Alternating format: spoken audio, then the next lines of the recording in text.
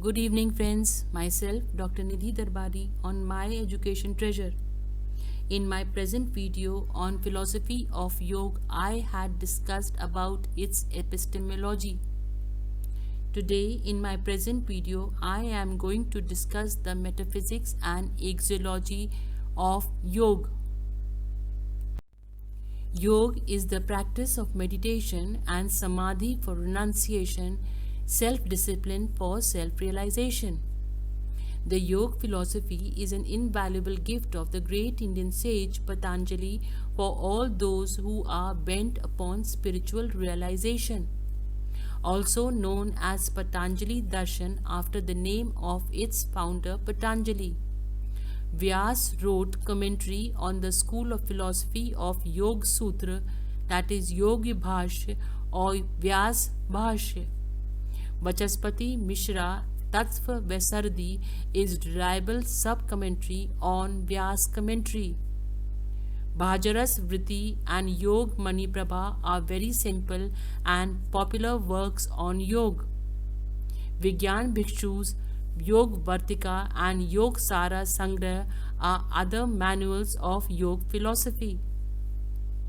The word yog is derived from the Sanskrit root yug, which means to unite. It literally means union of two principal entities, that is, spiritual union of the individual soul with universal soul, and is used in the sense of Vedanta. According to Patanjali, yoga does not mean union but spiritual effort to attain perfection to the control of body, senses and mind, and through right discrimination between Purush and Prakriti. It works towards systematic release of Purush from Prakriti by purifying and controlling changes in mental mechanism. Metaphysics, the place of God in yoga. Yoga accepted the metaphysics of Sankhya but added God. As distinguished from the Sankhya, the yoga is theistic. It admits the existence of God on both practical and theoretical grounds. Patanjali did not feel the necessity of God for solving any theoretical problems of philosophy.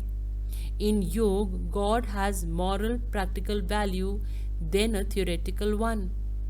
Patanjali defines God as a special kind of Purush who is always free from pains, actions, effects and impressions. He is eternally free and was never bound nor has any possibility of being bound. He is above the law of karma.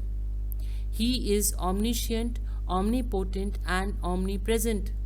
He is perfection incarnate. He is purest knowledge.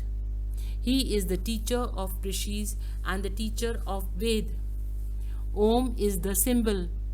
Devotion to God is one of the surest means of obtaining concentration.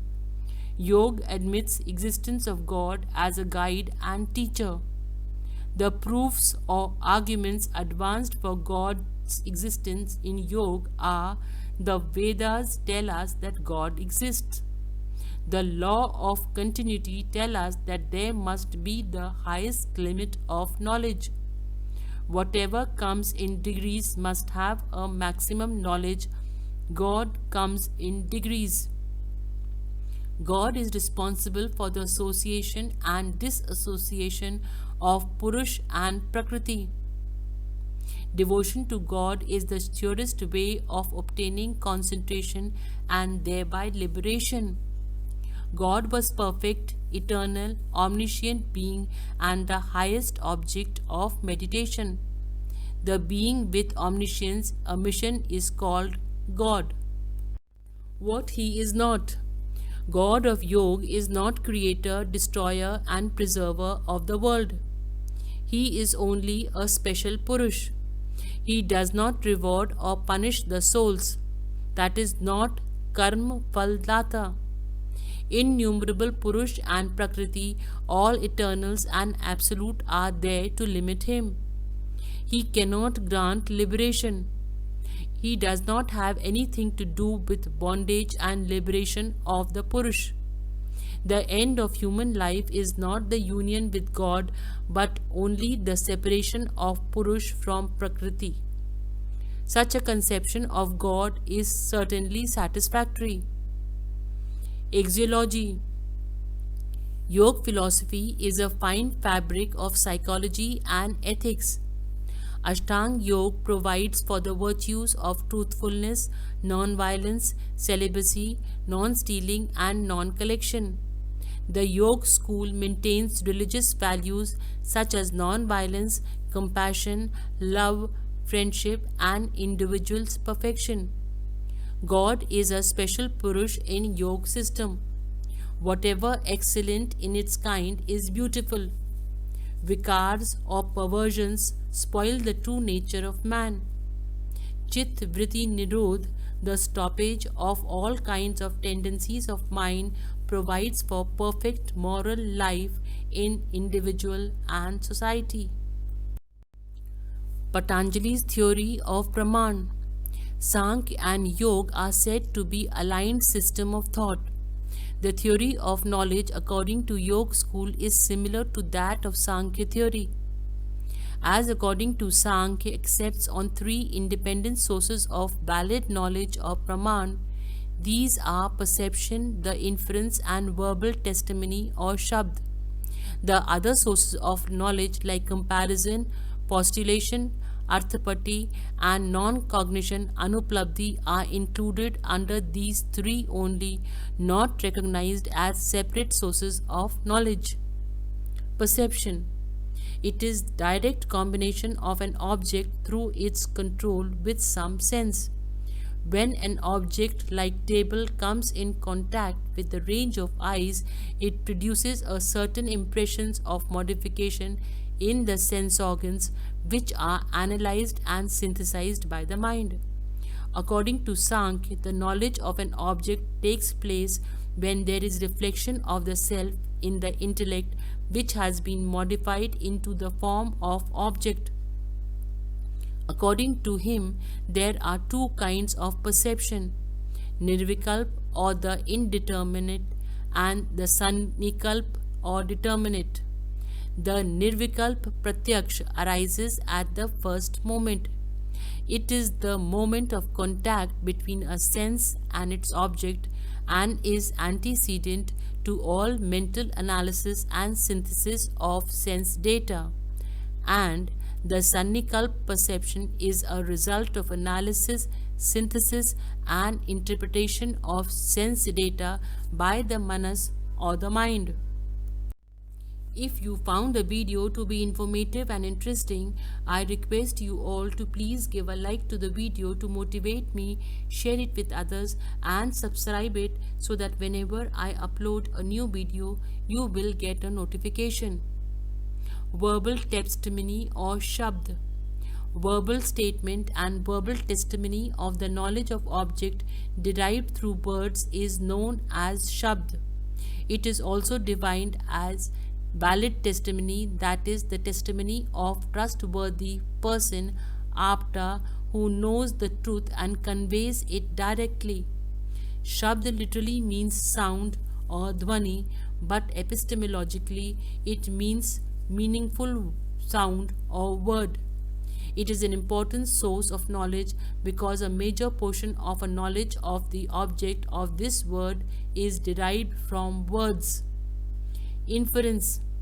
It is regarded as the knowledge of one term of relation which is not perceived through the other, which is perceived and known to be invariable related to the first.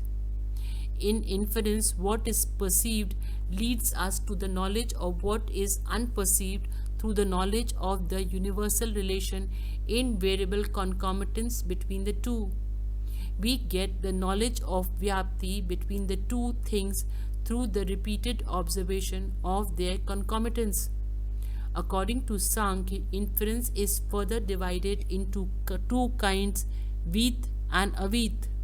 Veet is based on universal affirmative proposition and Aveet is based on universal negative proposition. Veet is further subdivided into Purvvrat and Samanya Drishta. Purvrat inference is that which is based on the observed uniformity of concomitance between two things, while Samanya Drashta is not based on any observation of the concomitance between the middle and major terms. Special powers of yoga. Someone who practices yoga or follows the yoga philosophy with a high level of commitment is called a yogini or yogi. Sometimes some people say that we need not consider special or excellence in any philosophical discussions. So if we say that yoga attains some special powers, then we are misled. However, really, expert persons in yoga may be regarded as the special power or excellence, as a yogi has the knowledge of past and future. A real expert person in yogi knows about his previous births as well as the time of his death. A yogi attains the ability to know about the planets like the sun, moon by meditation. Similarly, he comes to know about his internal organs also. This expert can hear divine message or words.